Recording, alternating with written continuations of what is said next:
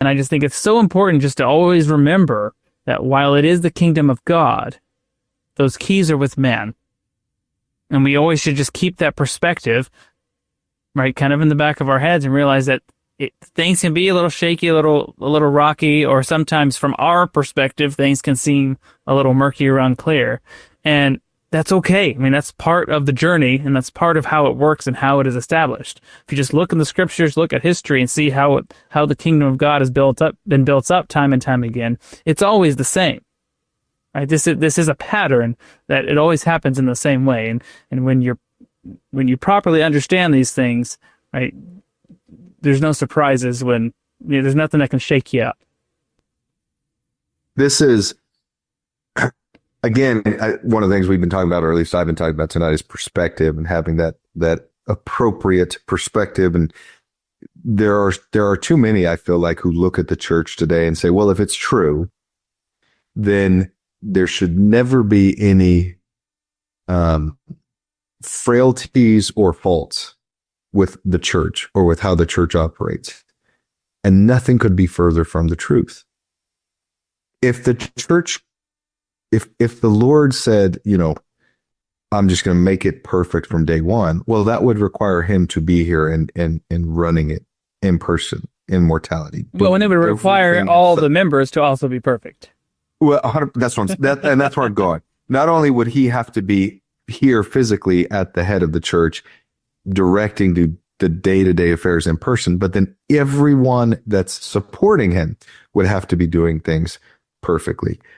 The Lord, he'd have to be severely micromanaging everything. Well, yeah.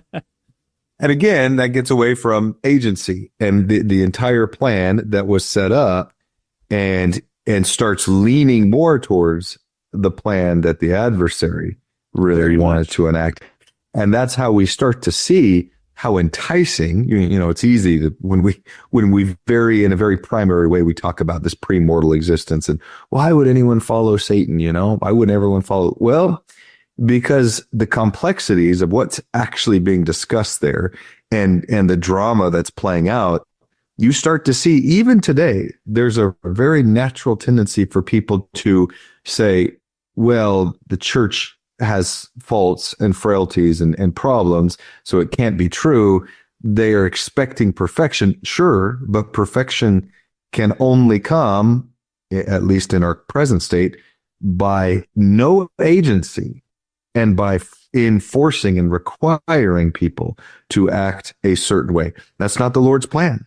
The Lord's plan is to allow, not that he sanctions it, but to allow imperfections to exist, but through redemption, allow individuals through their agency to work out their salvation, so to speak.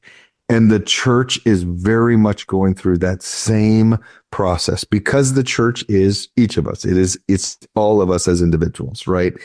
And so, yes, there are things the church does well and things the church hasn't done as well. And today still doesn't do everything perfect, right? I mean, it is a work in progress because the Lord not only respects, he understands the eternal necessity for agency. It must exist.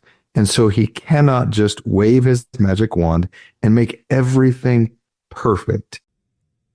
Hit that like button, leave us a comment, subscribe to the channel. We really appreciate it. They may seem like little things, but liking, commenting, it helps the algorithm push our content out to more people. So it's our small way of sharing the gospel in a social media age.